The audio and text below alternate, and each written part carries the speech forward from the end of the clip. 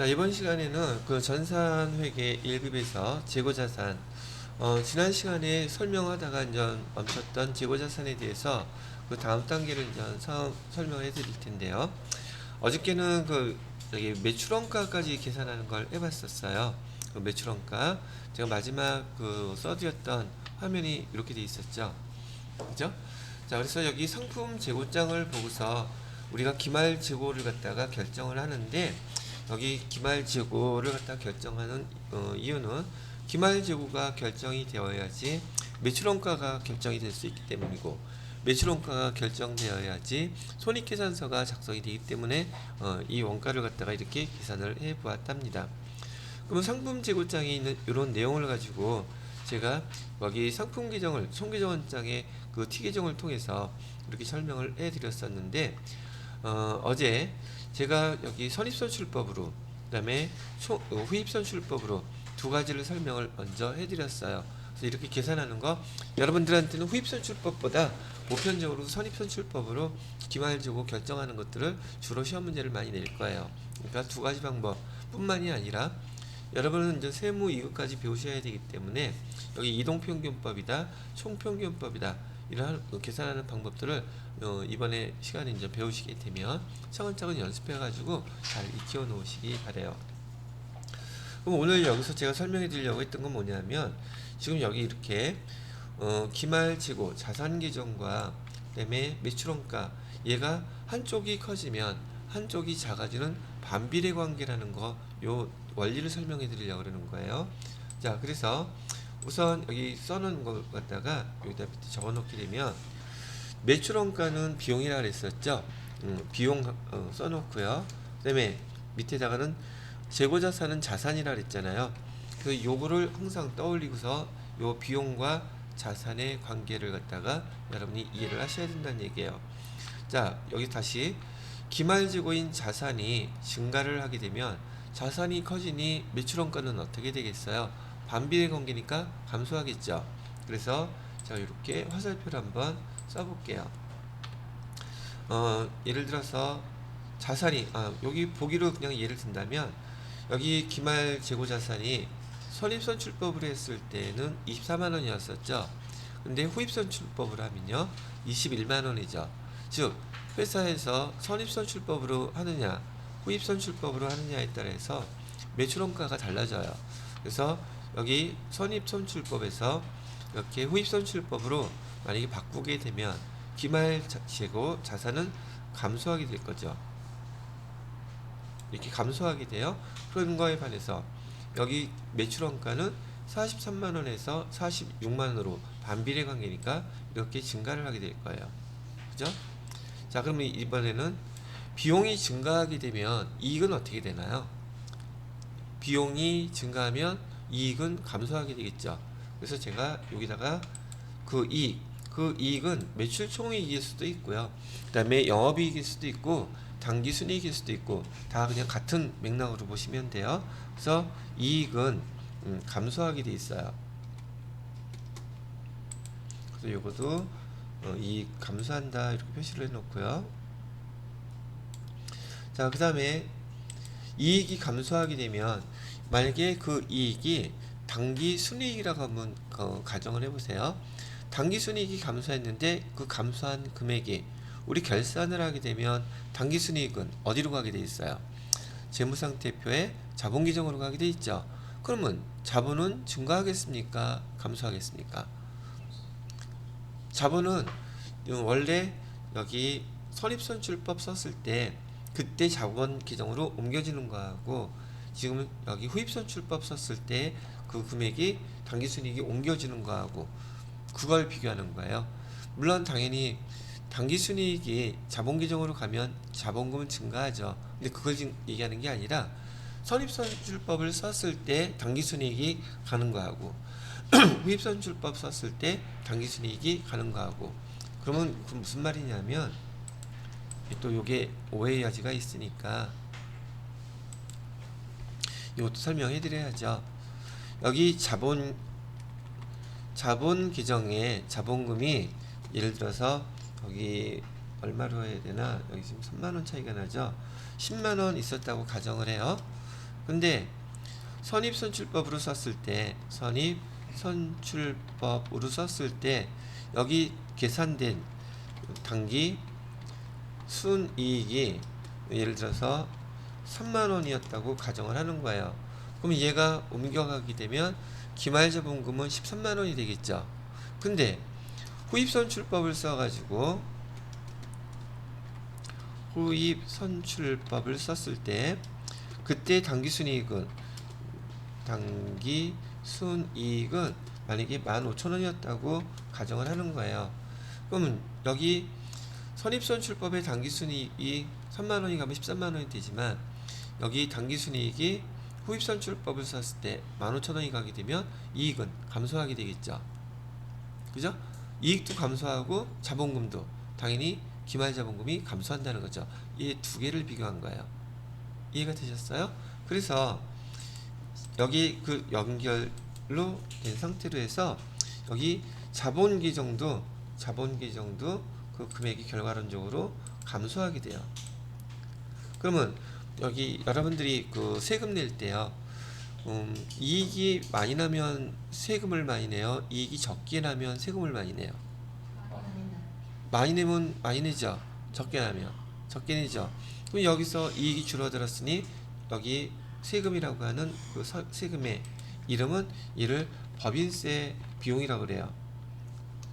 법인세 비용. 법인세 비용 세금도 당연히 줄어들겠죠. 자, 제가 이걸 왜 설명하느냐면, 자, 봐요.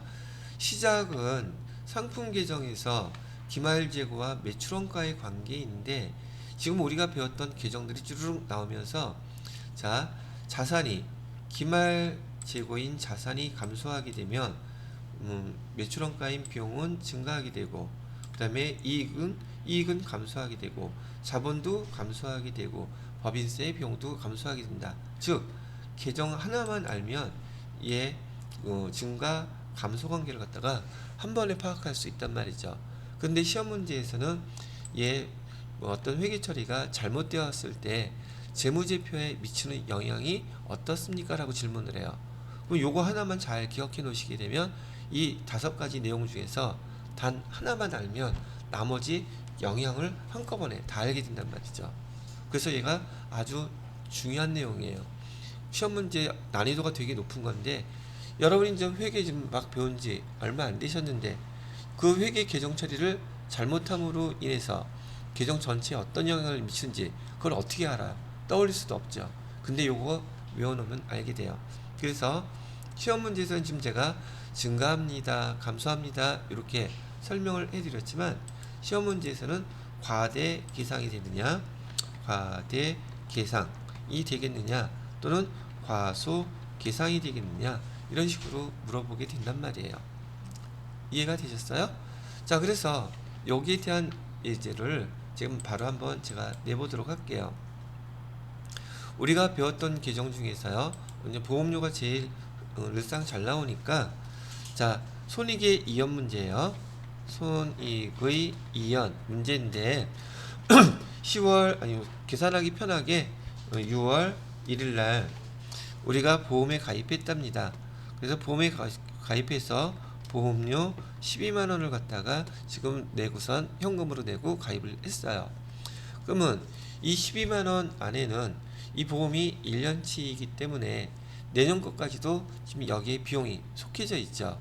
그래서 이때 6월 1일 날 분계를 이렇게 해놓게 되겠죠. 여기 비용처리법으로 보험료 얼마? 12만 원 이렇게 됐고요. 그 다음에 대변에다가는 현금으로 냈다고 할게요. 현금 12만 원 이렇게 했는데, 우리가 배웠던 바로는 12월 31일 날 손익의 이연 처리 해줘야 되죠. 그죠? 그러면 내년도 거를 얼마를 미리 내놓은 거예요? 그 내년도 거 미리 낸 거 뭐라고 쓰기로 우리 약속했어요? 선급 비용 쓰기로 했었죠? 내년도 거 얼마? 6만 원.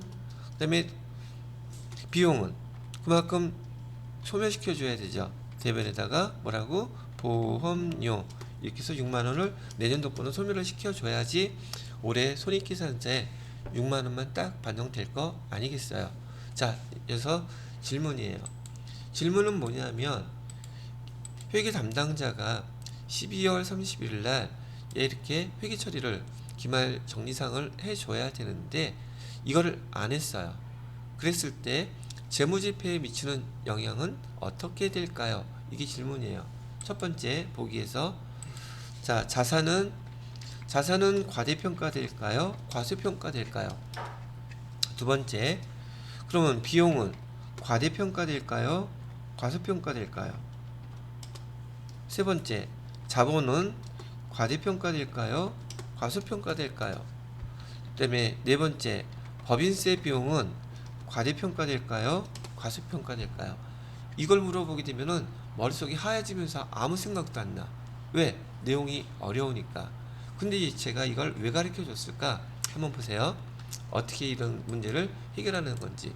여러분들은 앞으로 세무 2급까지 배울 때 이러한 문제를 아주 많이 보시게 될 거예요. 그러면 지금 제가 써드린 요 밑에 있는 요 내용이 얼마나 중요한 거라는 거 이해를 하시게 될 거란 얘기죠. 자, 보세요. 제가 여기다가 표시를 해봐 드릴게요. 자, 지금 보험료를 갖다가 손익이 이연 처리를 안 했으니 비용 이만큼 빼줘야 되죠. 올해 비용이 12만원 되면 돼요, 안 돼요? 안 되죠. 그죠? 근데 12만원이잖아. 그럼 비용은 과대평가된 거예요? 과소평가된 거예요? 과대평가됐죠. 그러면 여기 비용이 이런 걸 볼게요. 비용이 과대평가가 되게 되면 자산은 어떻게 돼요? 과소평가되죠. 이익은요? 과소평가되죠. 자본은요? 과소평가되죠. 법인세 비용은요? 이렇게 하나만 알면 연줄 과대평가됐다, 과소평가됐다 얘를 바로 할 수 있단 말이에요. 실제로 한번 그런가 봐요. 여기 지금 12월 31일 날 여러분이 손익의 이연처리를 제대로 회계 처리했다면 여기 선급비용이라는 자산이 쓰여져야 되죠. 자산 쓰여졌어요? 안 쓰여졌어요? 그럼 얘는 과대평가예요? 과소평가예요? 여기 봐. 자산 과소평가됐다고 해놨잖아요. 그죠? 다시 비용이 더 많이 됐으니 이익은 줄어들겠어요? 아니 과대평가되겠어요? 과소평가되겠어요? 비용이 크게 됐으니 이익은 당연히 과소평가되겠죠. 여기 봐요. 이익 과소평가됐다고 나와있죠. 그럼 이익이 자본 계정으로 가게 되면 자본은 감소하겠죠. 그러니까 얘도 과소평가될 것이고 이익이 감소됐으니 법인세 비용이라고 하는 세금은 적게 내겠어요? 많이 내겠어요? 적게 내겠죠. 저 이거 설명은 요거 한 번밖에 안 해요. 왜? 원포인트 레슨으로 이거 한 번만 잘 익혀 놓으시면 이거는 세무 1급 배우는 사람들도 정확히 모르는 것들이에요. 이거 왜요? 지금 교재에서 설명하는 것들은요 단순하게 요거 대소관계만 재고의 크기 관계만 그렇게 설명을 해 놓는단 말이죠. 이게 활용도를 갖다가 사람들이 잘 몰라요. 이 활용도가 엄청나게 광범위한 것이고 시험 문제가 나오게 되면 난이도가 되게 높은 문제 중에 하나예요. 이거를 알면 되게 쉽지만 모르면 진짜 어려운 문제란 말이죠. 왜? 재무제표에 미치는 영향 전체를 갖다가 머릿속으로 떠올릴 수가 있어야 되는데 그러기가 쉽지 않단 말이죠. 누구는요? 처음 배우시는 분들은 이해되셨어요? 그래서 요거 한번 설명을 다시 해드렸답니다. 자, 이렇게 인연 써놓은 상태에서 여러분들한테 어저께 설명해드렸던 선입선출법하고 후입선출법 저는 여러분이 잠깐 머리를 갖다 굴려야 되는 상황을 갖다가 제가 얘기해 볼 테니까 잘 듣고 대답을 해 보세요. 자, 선입선출법하고 후입선출법 두 가지만 비교를 하겠습니다. 자, 여기 기말재고에 현재 시가가 잘 반영되는 방법은 선입선출법, 이동평균법, 총평균법, 후입선출법 중에서 어떤 것일까요? 이렇게 문제 물어봐요. 다시 한번 얘기할게요. 기말재고에 현재 시가가 제일 잘 반영되어 있는 방법은 무엇입니까? 라고 물어봐요. 그러면 이 말뜻을 해석을 해야 되겠죠. 아니 우리말인데 뭘 또 해석을 해? 못 알아듣잖아 우리말인데도. 기말재고의 현재 시가가 제일 잘 반영되었다는 뜻은 기말재고를 우리 맨 마지막에 사갖고 온 곳이 시가로 사갖고 왔을 테니 걔가 기말재고가 맨 마지막에 사온 게 기말재고에 남아있다면 시가가 제일 잘 반영되어 있겠죠. 그 말 뜻이에요. 다시 물어볼게요. 기말재고의 현재 시가가 제일 잘 반영되는 방법은 어떤 방법인가요? 이제 해석하니까 알아들었어. 남들이 들으면 무슨 영어로 내가 얘기인 줄 알 거 아니야. 됐어요? 그러면 반대로 현재 시가가 매출원가에 가장 잘 반영된 방법은 뭘까요? 라고 물어본다면 매출원가에 현재 시가가 반영된다는 것은 맨 마지막에 사갖고 온 것이 제일 먼저 팔리면 그럼 맨 마지막에 사갖고 온 시가가 매출원가에 반영되겠죠. 매출원가라는 것은 판매, 팔렸다는 뜻이니까. 그러면 어떤 방법이겠어요? 무슨 말인지 알겠죠? 자, 기본적인 거 알려 드렸어요. 다시 이번에는 매출원가가 가장 작게 계산되는 방법은 무엇입니까? 선입선출법. 그 다음에 기말재고가 가장 작게 계산되는 방법은 무엇입니까? 오입선출법. 똥박 굴러가요? 이렇게 시험 문제에서 물어봐요. 이론으로. 그러면 그거는 뭘 잘 기억하고 있어야 돼요? 가장적인 기본적인 내용. 맨 마지막에 사온 것이 어디 재고에 반영되는 방법은 선입선출법. 왜? 걔는 사갖고 온 거 먼저 사갖고 온 것부터 먼저 파니까 나중에 재고는 마지막에 사온 거는 재고에 남겠죠. 반대로 호입선출법은 나중에 사갖고 온 것을 먼저 팔게 되니까 얘는 매출원가에 반영되겠죠. 그죠? 그리고 앞에 있었던 재고가 남을 테니 기말재고 금액이 시가를 전혀 반영을 할 수가 없는 상황이 되겠다는 얘기죠. 이해되시겠어요? 자, 다시 한번 여기 마지막 이걸로 설명하고서 다음 단계로 넘어가도록 할게요. 여기다 써놓을게요. 파란색이 좀 잘 보이려나? 자, 우리 회사에서는요 지금 선입 선출법을 사용하고 있었어요. 그런데 A라는 회사를 M&A를 했어요. 즉 사들였단 말이죠. 왜? 우리 회사의 그 업무 효율성을 더 시너지 효과를 높이기 위해서 사들였는데 그러다 보니까 우리 재고자산의 단가 결정 방법이 선입선출법을 쓰는 것보다는 이동평균법을 쓰는 것이 더 합리적이고 더 우리 회사에 맞아요.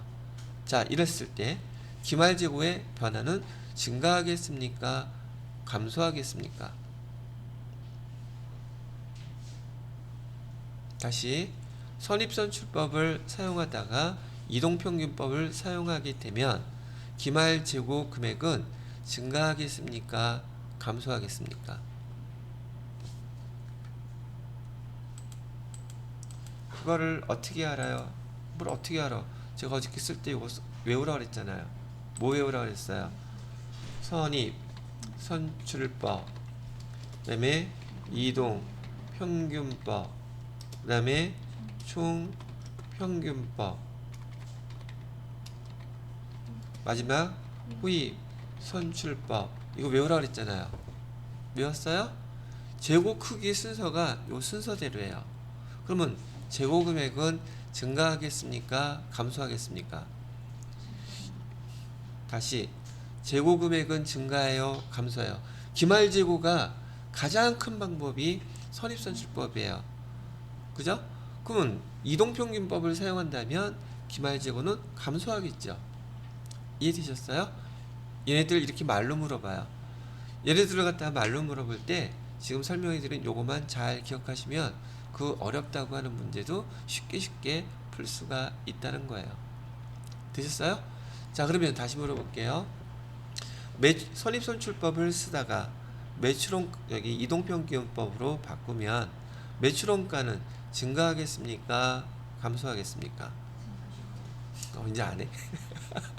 여봐, 이 학습의 효과가 대단한 거야 이게. 근데 이거 문제 여기 나중에 여러분들이 이제 경험해 보시면 알겠지만 이거 내용 이해하는 거, 문제 푸는 거, 또 문자로 글자로 질문한 걸 답하는데 한참 생각해야 된단 말이에요.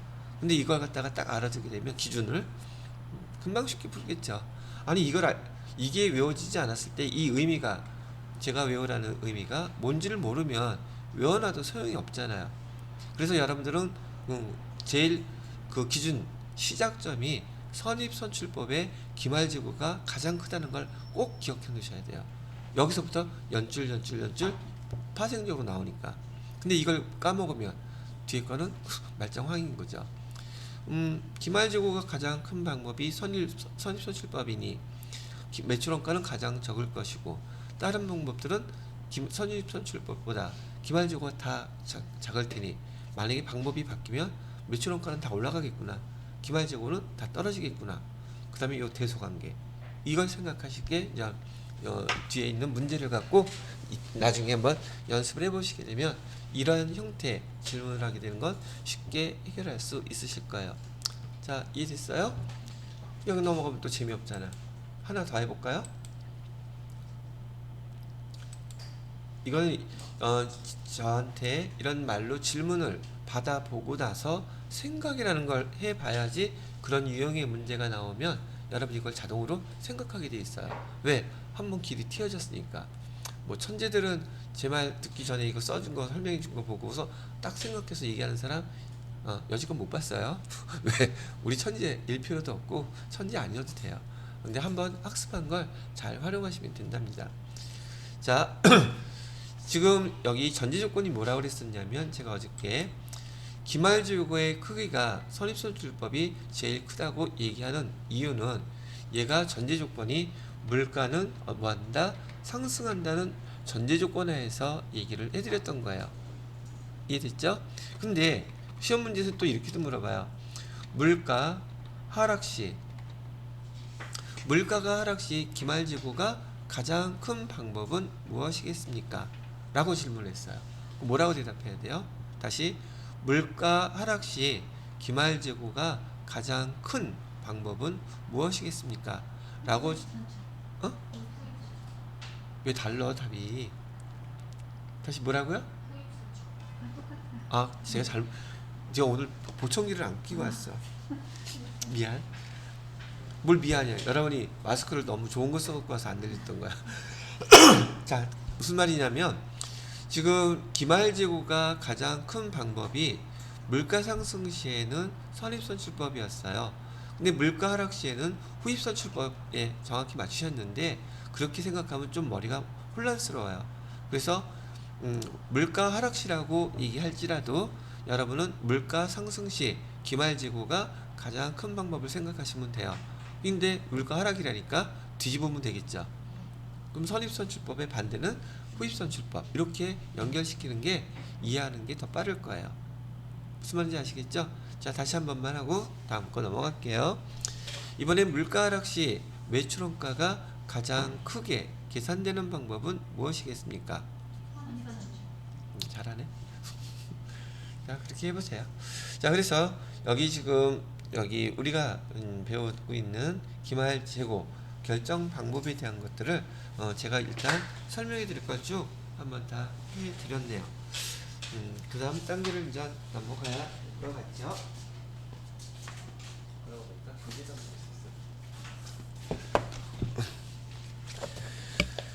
그 다음 단계는 무엇을 설명해 드려야 될 것이냐 하면은요,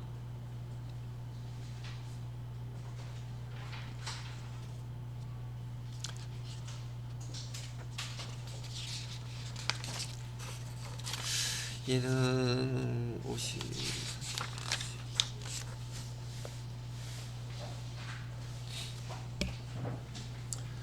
자, 요거는 지워도 되겠죠?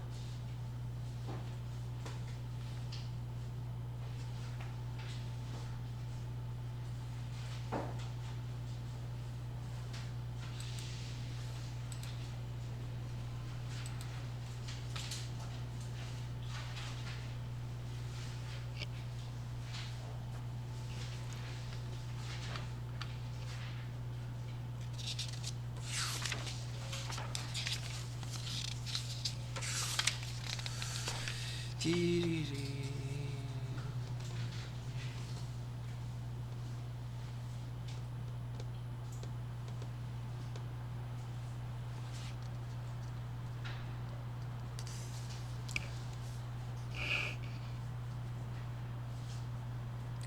이게 왜 안 나왔지? 스카요.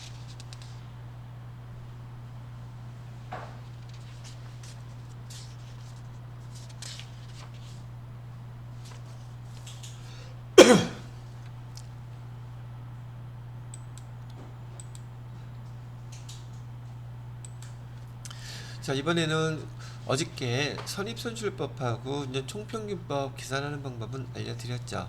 그래서 이번에는 총평균법을 알려드릴게요. 총평균법은 어떻게 계산하는 것이냐 하면은 여러분 교재에서 53페이지의 1번 문제예요. 53페이지의 1번 문제를 보게 되면 총평균법으로 기말지구자산 계산할 때 단가가 얼마냐고 물어봤어요. 근데 단가 물어보는 게 중요한 게 아니라 전체 계산하는 거를 갖다가 보여드릴게요. 1월 1일에 여기 기초 재고는 얼마가 있었느냐 하면 10개가 있었다 그러고요. 그 다음에 단가는 100원이었대요. 그럼 금액은 얼마겠습니까? 1000원이겠네요. 자, 그 다음에 1월 14일 날 이때 매입을 했대요. 매입을 했는데 몇 개를 했냐면 30개. 그 다음에 단가는 120원. 그럼 금액은 얼마겠어요? 3,600원 되겠네요. 그 다음에 9월 29일 날이죠. 9월 29일에 이번엔 매출을 했네요. 매출 몇 개? 20개. 그 다음에 단가는 140원. 금액은 2,800원 이렇게 되어 있고요. 10월 17일에 여기 또 매입을 했네요. 10개. 단가는 110원. 그렇게 하게 되면 1,100원 되나요? 자, 일단 총평균법을 설명해 드리는데 자, 총평균법은요, 말 그대로 여러분들 학교에서 시험 보면 평균 점수 내보고 그랬었죠. 우선 여기 매입한 거의 총 개수, 기초 재고를 포함해서 올해 매입한 총 개수를 계산을 먼저 합니다. 그러면 총 개수는 매입한 거예요. 여기다가 합계라고 써놓고 합계 수량은 몇 개를 매입했어요? 개수가 몇 개가 있어요? 10개하고 여기 30개면 40개에다가 여기 밑에 매입한 거 50개죠. 매입한 것만 따지는 거예요. 왜냐면 지금 얘 말 그대로 평균이란 말이 들어가 있잖아요. 평균이라고 하기 때문에 평균은 전체 매입한 개수, 그 다음에 금액 있죠. 전체 매입했던 금액, 전체 매입했던 금액을 전체 매입했던 개수로 나누어지게 되면 단가가 결정되죠. 그죠? 얘가 한 달이 됐던 1년이 됐던 단가는 딱 한 번만 결정해요. 이렇게. 근데 여기는 지금 연간치로 나와 있잖아요. 왜? 매번 계산을 하니까 골치 아파. 그러니까 우리는 연간 아니면 월간, 실제로는 회사에서는 매달 결산을 하기 때문에 총평균법을 쓴다면 매달 총평균법을 쓸 수도 있고 연간으로 총평균법을 쓰는 방법도 있다는 얘기예요. 그럼 여기 총 매입한 거는 기초재고 포함해서 50개라고 했죠. 총 금액은 얼마가 되겠어요? 4,600원 더하기 1,100원 하니까 5,700원 됐죠? 총평균법은 이렇게 총 금액을 총 개수로 나누어 주면 돼요. 그러면 단가는 얼마가 나와요? 그러면 여기에 파란색으로 할까? 여기 단가는 114원 이렇게 나오죠. 자, 이렇게 총평균법으로 단가를 결정해 놓고 난 다음에 자, 그 다음에 여기서 매출원가도 계산하고 기말재고 금액도 계산하고 다 하는 거예요. 어떻게 해요? 이렇게요. 그러면 지금 총 50개 우리가 있는 것 중에서 몇 개를 팔았어요? 20개를 팔았죠. 그러면 기말재고를 계산할 때 제가 여기다가 기말재고는 지금 수량은 몇 개가 남았다는 뜻이에요? 30개가 지금 남아있다는 뜻이죠. 근데 단가는 어떤 걸 써요? 단가는 사올 때마다 금액들이 다 달랐는데 총평균법은 여기 지금 사각 결정 다시 계산한 단가 금액 114원을 이렇게 곱해주게 되면 금액이 나오겠죠. 기말재고 금액은 얼마겠습니까? 라고 물어보면 114원 하니까 3,420원 이렇게 나오는 거예요. 이해되셨어요? 자, 그 다음에 또 이거 갖고 뭐도 계산할 수 있느냐 하면 매출 원가도 계산할 수 있죠. 자, 매출 원가도 계산할 수 있는데 매출 원가라는 것은 팔린 거라 그랬었죠. 몇 개 팔렸어요? 20개 팔렸죠. 근데 우리가 사갖고 왔던 단가는 얼마를 적용하기로 했어요? 114원이죠. 그럼 매출 원가는 얼마겠습니까? 라고 물어보면 곱하기 20 하게 되면 2,280원이 되겠죠. 이해되세요? 자, 그럼 또 물어볼게요. 그러면 매출 총이익은 얼마입니까? 매출 총이익은 얼마입니까? 라고 물어보면은 여기 매출한 거 금액 얼마라고 나와 있어요? 매출액. 여기 매출했다고 나와 있잖아요. 그죠? 매출액은 얼마? 2,800원 이렇게 나와 있죠. 여기서 매출원가 얼마를 빼주면 돼요? 2,280원 빼주면 매출 총이익은 얼마예요? 520원 이렇게 나오죠. 저 지금 T계정 제가 그렸어요? 안 그렸어요? 안 그렸죠? 근데 생각을 해보세요. 지금 이렇게 상품 재고장을 보고서 이렇게 기말재고다, 매출원가다, 매출 총이익이다 이렇게 계산할 수는 있겠지만 실제 회사에서 이거 거래가 한 개겠어요? 두 개겠어요? 엄청나게 많겠죠? 이렇게 계산하면 이건 개고생하겠죠? 그죠? 그래서 이렇게 계산 안 해요. 근데 지금 여기는 문제에서 몇 개 안 되니까 이 총계정원장을 보고서도 얘네들을 이렇게 계산할 수 있는 거예요 라고 가르쳐 준 거란 말이죠. 이해되셨어요? 그러면 얘는 어떻게 계산하라고 제가 어제 말씀해 드렸습니까? 얘 계산할 때는 이렇게 T계정 그려놓고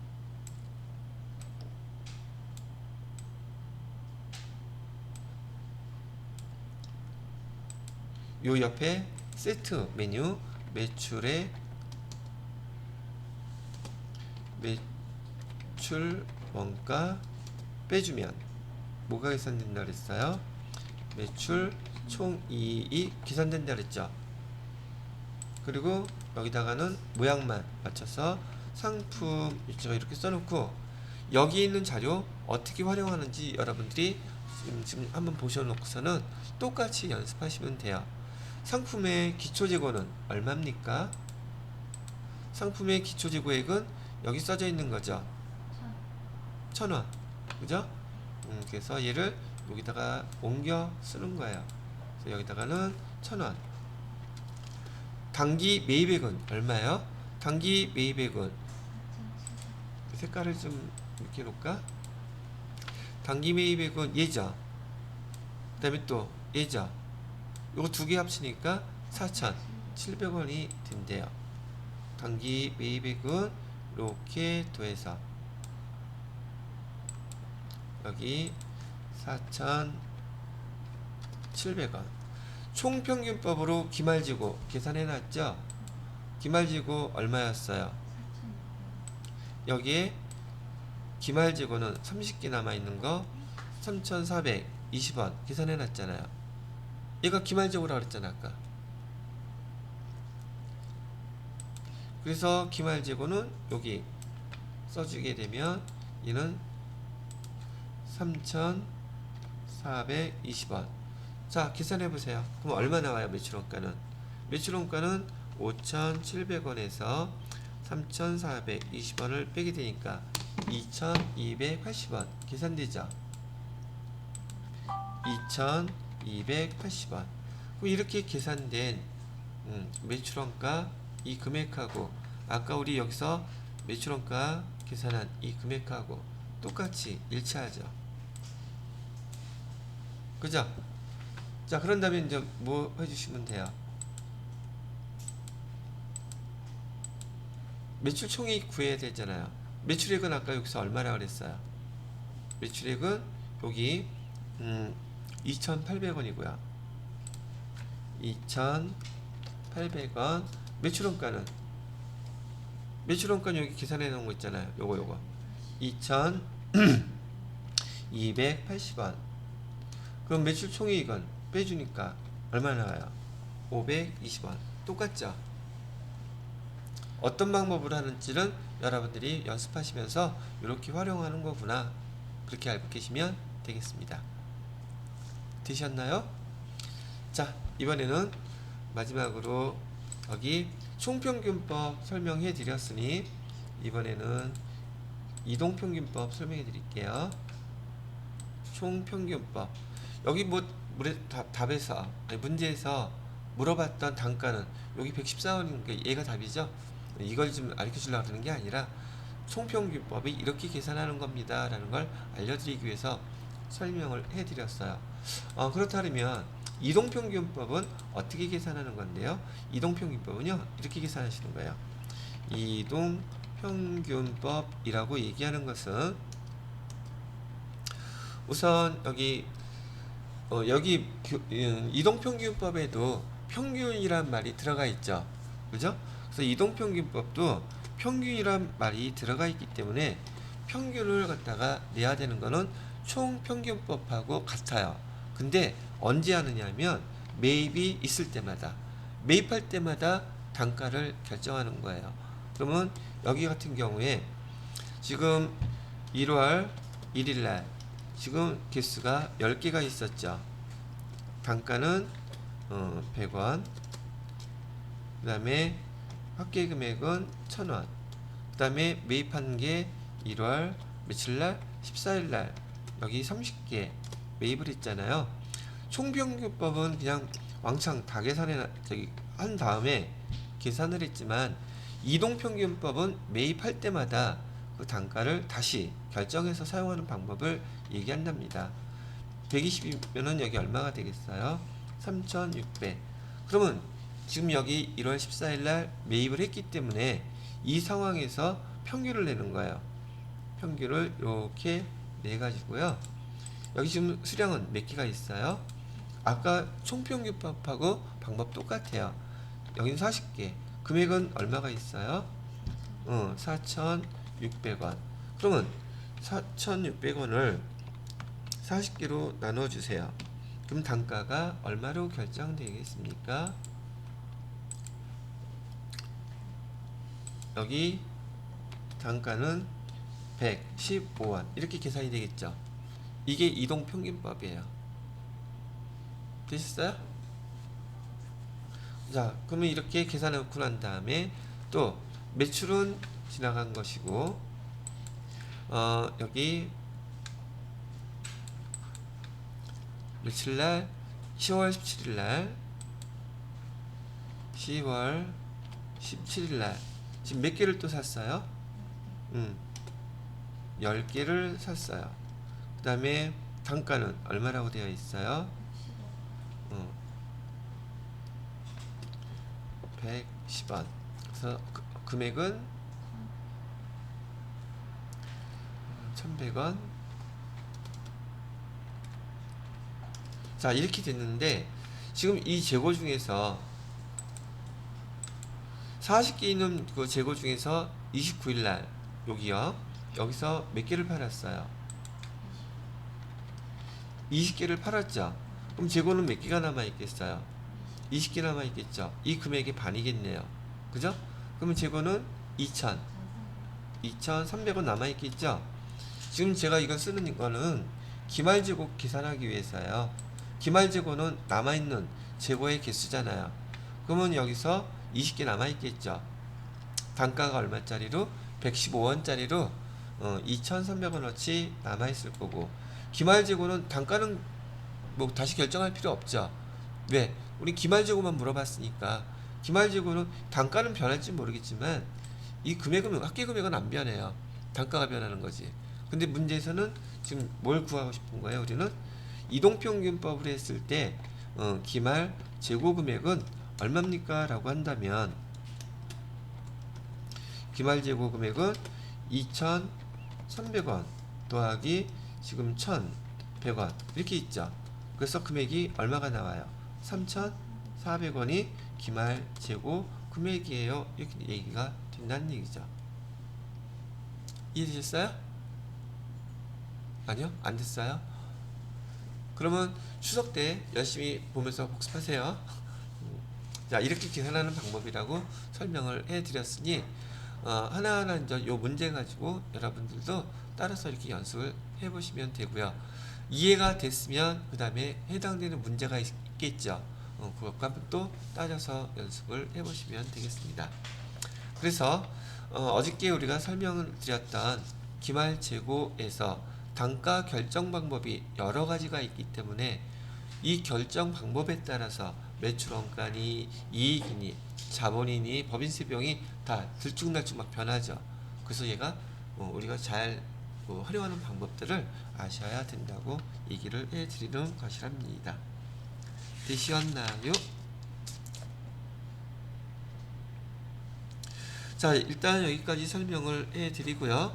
그 다음에 이번에는 무엇을 하나 설명을 더 필요로 할까 봤더니 여기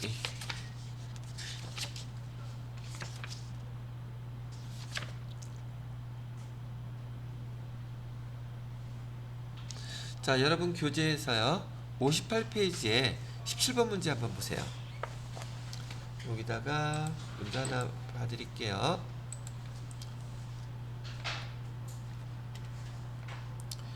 페이지 58페이지에 17번